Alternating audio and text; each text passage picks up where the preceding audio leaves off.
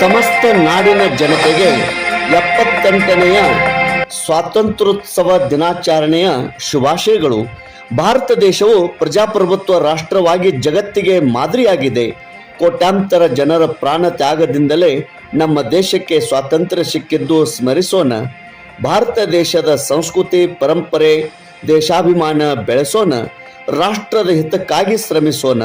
ಮತ್ತೊಮ್ಮೆ ಮಗದೊಮ್ಮೆ ಸಮಸ್ತ ನಾಡಿನ ಜನತೆಗೆ 78ನೆಯ ಸ್ವಾತಂತ್ರ್ಯೋತ್ಸವ ದಿನಾಚರಣೆಯ ಶುಭಾಶಯಗಳು.